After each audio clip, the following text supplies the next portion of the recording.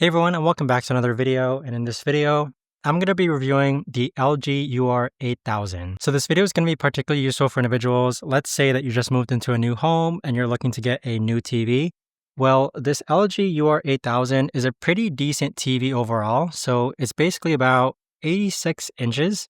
And so this is probably the largest TV that I've ever owned, and I've had it for about 6 months. And so I come from a standpoint of having used a Samsung Smart TV before. So with the LG TV, I'd say it's pretty good when it comes to native contrast colors. And so what I mean by that is the colors, anytime I'm watching an anime or a cartoon or a movie, they are quite contrasted well. So with the color scheme, when it comes to what I'm watching on screen, it is really nice. In addition to that, behind me, I do have a sliding door. And so with that sliding door during the daytime, it does handle reflections quite well. Now, I used to have a Samsung Smart TV, and one of my biggest problems was that during the daytime, reflections on screen were pretty hard to see. But I'd say the LG UR8000 is pretty great when it comes to reflection handling. Now, as far as cons go, there's been some sources online that complain. For example, my couch here is onto the side.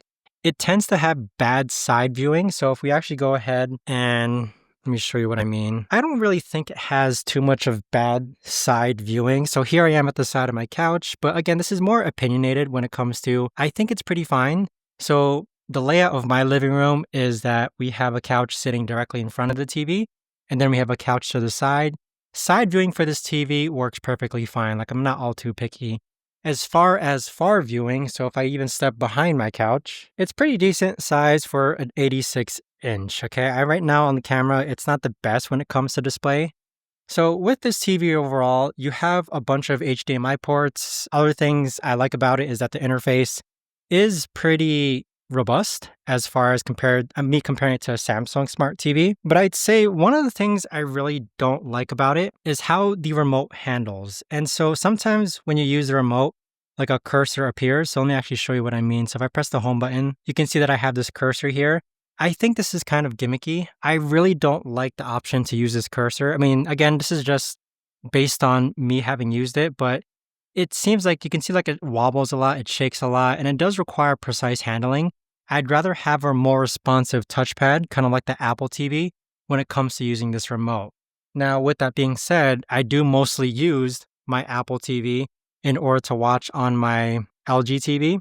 But if you are using the smart capabilities of the LG Smart TV, and you do tend to use the cursor a lot, so let me pull up the cursor again, I think it's kind of gimmicky. I don't think it's the most accurate. You do have to kind of get used to it as far as using the cursor. Like, for example, if I'm going to press the profile icon on the top, you see how it jerks to the right sometimes. So it makes it kind of difficult to just use the cursor when it comes to the remote. Aside from that, though, I'd say the cursor/remote is the only negative thing I'm not a big fan of.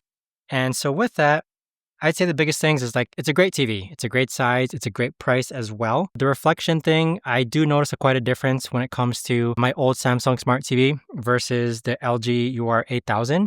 And so with that, the cons for me, it's just the remote. And so I'm not too picky when it comes to LG Smart TVs and how they actually perform when it comes to remote controlling. But with that being said, that right there is my review on the LG UR8000. So if you guys have any questions, let me know in the comments down below. Thanks so much for watching, and I'll see you guys all in the next video.